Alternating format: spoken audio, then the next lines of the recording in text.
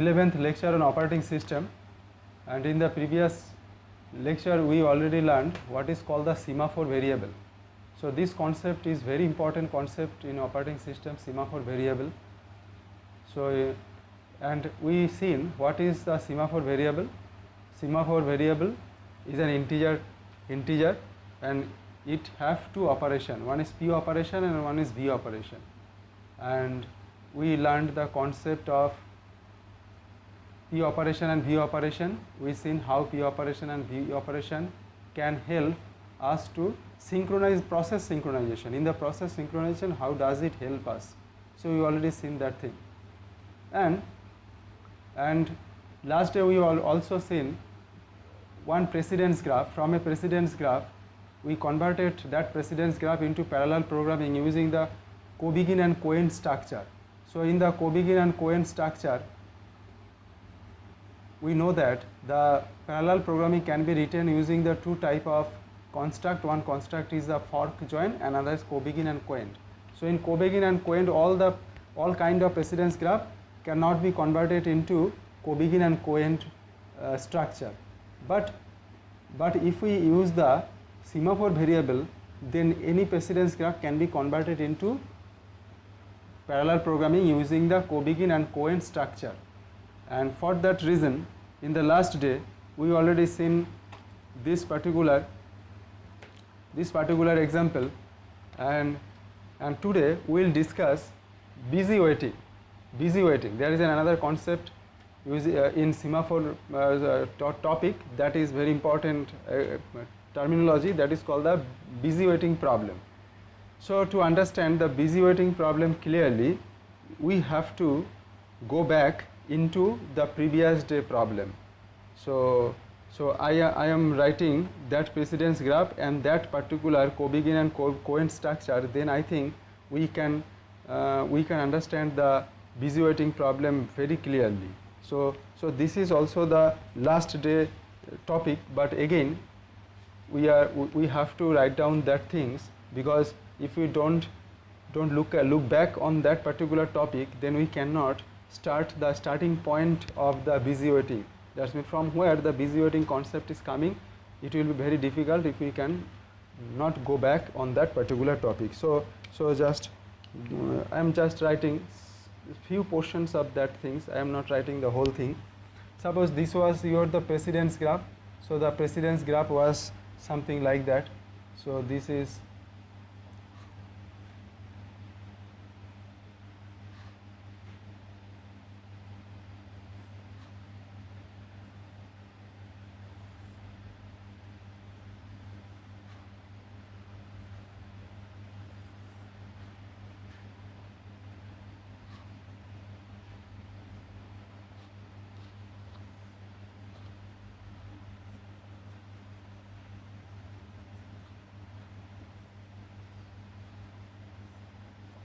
so this was our precedence graph. From that precedence graph, we construct the Kobygin and Cohen structure. I am not writing all the thing. I am just writing the Kobygin and Cohen and the child processes. So the whole structure was some portions of the parallel programming part was like that. Kobygin. Then within the Kobygin, there was begin S1, V A, VB, end begin PA,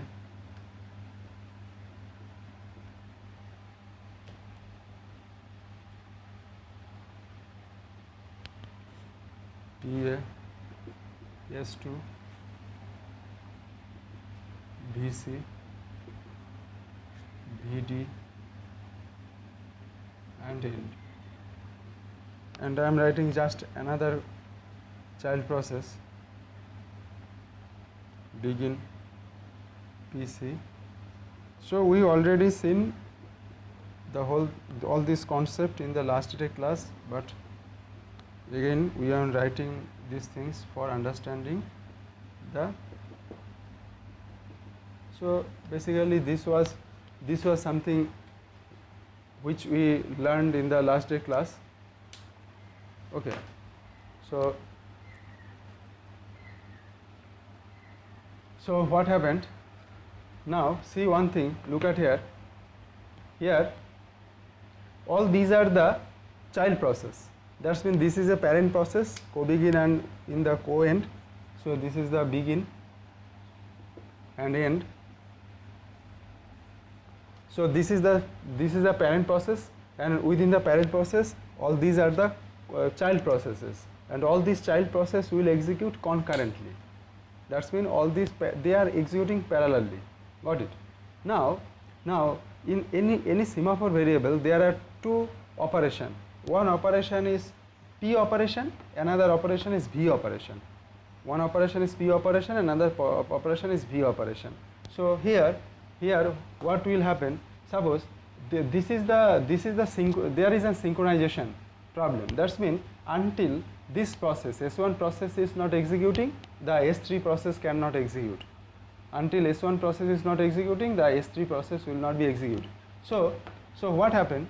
Here S1 process is present in this particular child, and S3 process is present in this particular child. So S1 process is present in this child and S3 is present in this particular child. Clear? So but these two child process is executing concurrently. So what happened? This S1 can access the P operation. This S3 also can access the P operation.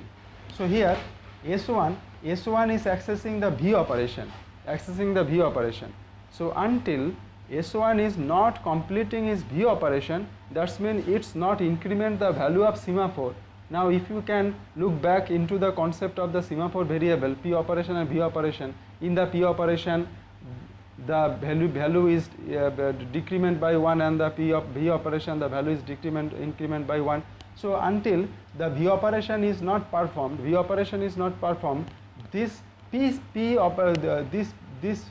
operation cannot be. So suppose here what will happen? Until this V operation is not completed, then PA operation is not started, P operation. So until here the VA, you can say the PA. So because until the S3 is not complete, S3 cannot be, S1 is not complete, S3 cannot start. Like that, until the S1 is not completed, S2 also cannot be started. That means there is a synchronization in between S1 and S2. So when S1, until the S1 is not executing the V operation, the S3 cannot execute because until this operation is not performed on this particular semaphore variable. This is the same variable, this is a semaphore variable, this A is the semaphore variable. So until this V operation is not complete, the P operation cannot start. Last day we seen. But what will happen? This P operation, if we look back into the concept of P operation, there is a while loop. So the S2 operation can access the P operation, but within the while loop it will be waiting. Within the while loop it will wait. That means it cannot break the while loop. That means when this operation is performing, this process also executing within the while loop. It's not executing anything valuable. It's just waiting within the while loop. That means the while loop also is executing. So for executing the while loop, the CPU also will be busy. It's actually is doing nothing. No valuable work. But again, it will busy the CPU because of executing the while loop. As it is executing the while loop, it will be busy. So this way, if you can consider the whole parallel programming that we learned today, then you will see there are a lot of synchronized. There are a lot of child processes. They are executing concurrently. Many a process will be waiting within the while loop at a time. At a time they are waiting into the while loop. So when it will be waiting into the while loop, actually they are using the CPU time also. So that's why this kind of problem is called busy waiting. Busy waiting, it's waiting, those processes are waiting, but they also busy, they keep the CPU busy. That's why this problem is called busy waiting problem. Busy waiting problem. So this is the starting point of the busy waiting problem. Now today we will see how we can solve this busy waiting problem. So how we can solve this busy waiting problem. Clear? So our today's topic is how to solve the busy waiting problem.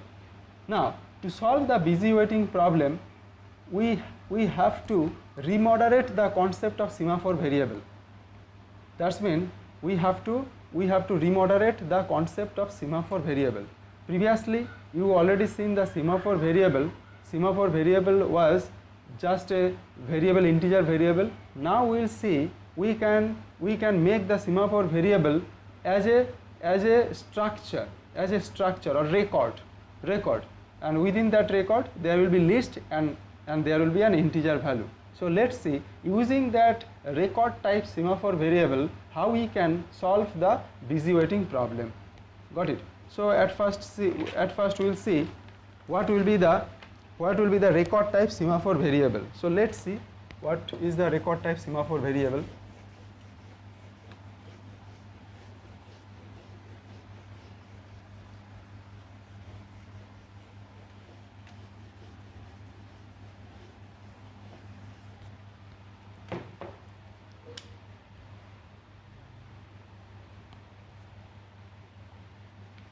So in the record type semaphore variable, the type is type. Type means the type of the semaphore.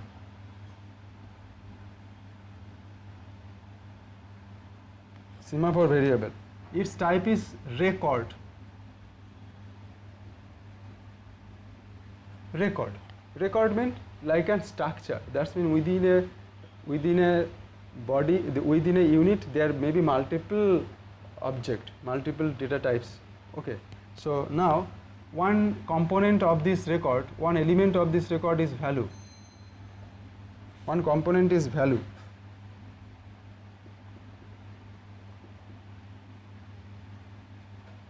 So there is an integer type variable. So there is an, suppose in C we know that we can declare the structure struct. So within the struct you can define some integer variable, some floating variable, some string variable, like that.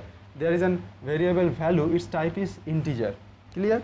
And another element is the list, L, that is the list of processes. List of processes. So this is the record. Actually this is the semaphore. So previously semaphore was a single variable, integer variable. Now semaphore becomes a record. Within the semaphore there are actually two elements. One is integer element, another is a list element, another is a list element. Within that list we can store the multiple processes. Got it? So this is the structure. So now within your program, if you want to declare a semaphore, then how do you declare?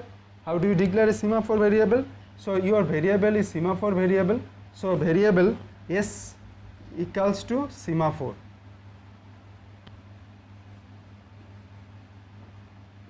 Variable equals to semaphore. Got it? So now this is your semaphore variable. S is your semaphore variable. So within this S semaphore variable, there are two elements. One element is S dot value. Another element is S dot list, L. So within a semaphore variable there are two particular items, this item and this item. So one item will be accessed by S dot value, another item will be accessed by S dot L. So these are the two items within a semaphore variable. Clear?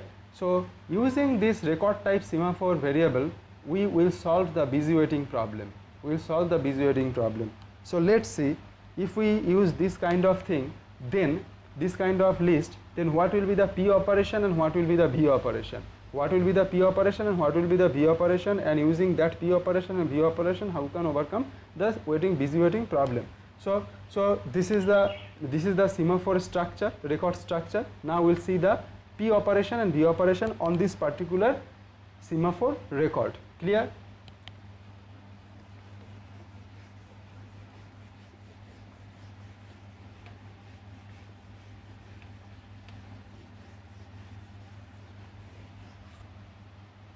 So the P operation of the semaphore record will be PS.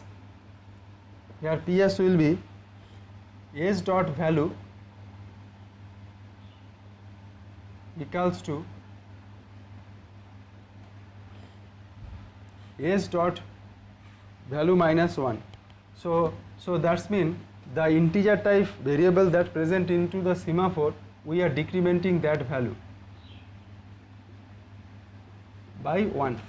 But previously we just written S equals to S minus 1, but here we are writing S dot value equals to S dot value minus 1, because value is an integer within the semaphore type record. Semaphore is not now a single integer, it's a record.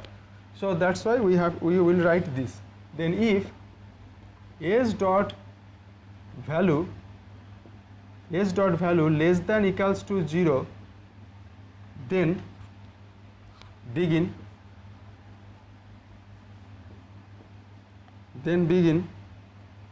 at this process to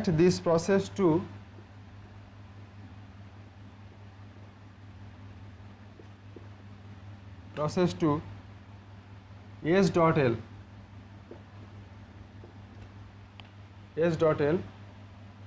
block and end. Block and now look at here what happens. Suppose initially a process are accessing the semaphore variable, this PS operation, P operation. The first process accessing the PS operation, that's mean accessing the semaphore variable and perform the PS operation. So initially the value, this value was 1. This value was 1. So now this will be less than 0. Value 1. Now when it access it execute the PS operation, its value will be decremented by 1. Now from the 1 it will be 0. But yet this is not satisfied. This condition will not be satisfied. What is the condition in the if statement? S dot value less than 0. Now it's become 0, not less than 0. So this if condition will not be satisfied. So it cannot enter into the if condition, and this process cannot block. Otherwise, if it can enter into the if condition, then that process then will be blocked. But as it cannot enter into the if condition, this process cannot block. That's mean the first process who access this PS operation will access the semaphore variable. Got it? We will enter into the semaphore variable. Got it? So now it will execute the process. It will not be that's mean it will start its execution. Okay. Now that's mean it will be enter into the critical section, or you can say that process can now enter into the critical section. Got it? So now the first process, again I am telling you, the first process that execute the PS operation, initially this value was 1, S dot value was 1, it decremented by 1, now it's become 0, but this condition is not true. That's why it will not enter into the while if condition. That's mean it will enter into the critical section. It will enter into the critical section because this PS operation will be called in the entry section. We know that the process will be divided into so many segments: entry section, then critical section, then exit section. So into the entry section it will decide which process will enter into the critical section. In the exit section it will decide in the next time which process will enter into the critical section. All this concept we already understood. So now in the second process, that's mean the other process, those who are executing concurrently, if those process wants to access the P operation of the semaphore, then what will happen? Now the value of the S dot value is 0. So it will be decremented, again it will be decremented by 1. it will be decremented by 1. Now it's become less than 0, that's mean this if condition will be satisfied. Now it will be -1, so s dot value equals to 0 means true. That's mean it will be enter into this if condition, if block. That's mean then what will happen at this process, that's mean the process that will enter, that's mean the second process who wants to enter into the critical section, that particular process, at this process to s dot l, s dot l is the semaphore, L is the list. That's mean within that semaphore record there is another element, that is the list. So you enter in that process into the list, and when you enter into the list, that process will be blocked, that process will be blocked. So when this process will be blocked, the second, that's mean now what is the condition, the first process are executing the critical section, and second process who request for the critical section, he cannot enter into the critical section problem, rather he will enter into the s dot list, within the list, and it becomes block. So now what will be the benefits of blocking this process? Previously what will happen, when we use the single variable semaphore, then this second process will be waiting within the while loop. That's mean that process, the second process will be executing within the while loop. It cannot exit from the while loop, but when it will enter, it will executing within the while loop, the CPU also will be busy. So to overcome that problem, within this technique you just block that process. So when you block that process, that means this process will be going to the waiting state. It will not be in the ready queue, it will not be into the ready queue. Clear? So it becomes the waiting state. So when the process will enter into the waiting state, that's mean there is no question of engaging the CPU, that's mean it will not busy the CPU. That's why the busy waiting problem, this way the busy waiting problem is solved. Now, so this is the PS operation, executing by the processes, and only the first process can enter into the critical section.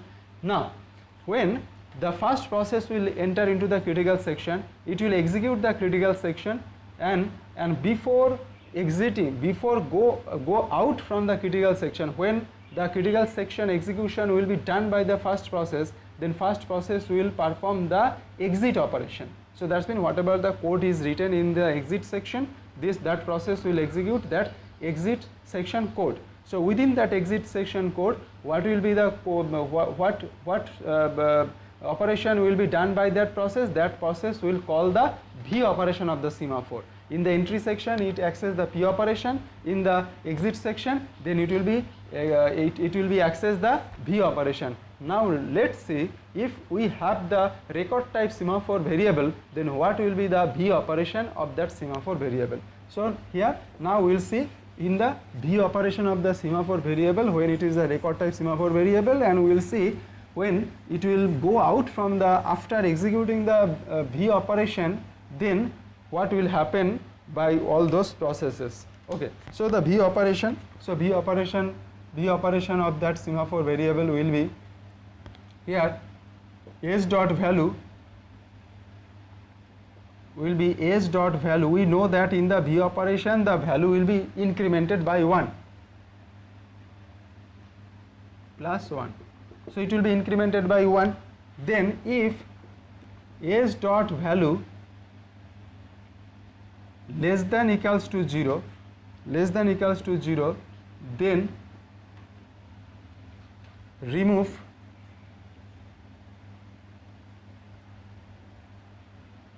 a process, remove a process P,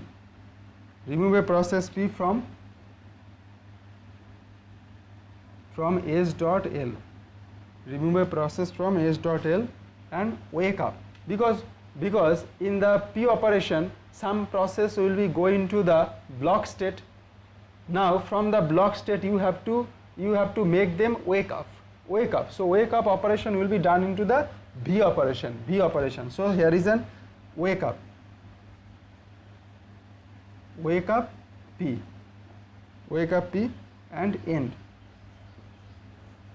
Okay, so now what will happen when the first process, so the first process after executing the P operation enter into the critical section, and the second process who wants to execute the P operation, he now is waiting into the S dot list. S dot list, it becomes blocked in the S dot list. Now when that block will be wake up, the second process is blocked. Now the question is when the second process will wake up. Second process will wake up when the first process execute the V operation. When the first process executing the V operation. So when first process will execute the V operation after executing the critical section of the program. So after executing the critical section of the program by the first process, when it will execute the V operation, so in the V operation at first it will increment the value. So previously it was what? It was 0, now it's become, previously it was minus 1 by the P2 operation, got it? By the second process it's become minus 1, so now it's become plus 1, that's means now it's become 0, So now if S dot value less than 0, so it's satisfied, this condition will be satisfied. So then remove A from P, remove a process P from S dot list. So S dot list er moddhe which operation is present now? In the S dot list there is a second process was blocked and waiting. That process now removed from that list, and that process will be wake up. Wake up means now that process go from the waiting state to ready state. Now it's become into, it's go to the ready state. That's mean now it can access the CPU. It can access the CPU. So that's mean when it was waiting, it has no requirement of CPU operation. But when it will be wake up, it requires the CPU operation. This way we can solve the busy waiting problem. Now your process will not be waiting as well as it will not keep the CPU busy. When it will be waiting, it's simply waiting in the waiting state. And after executing the V operation, that process will come out from the S dot list and it will wake up, and then it comes into the ready state and then it executes the operation. So this way we can solve the busy waiting problem. So this is the busy waiting problem in operating system, and this is another application, another versions of the semaphore variable using the record. So this also a very important concept in the operating system. Clear?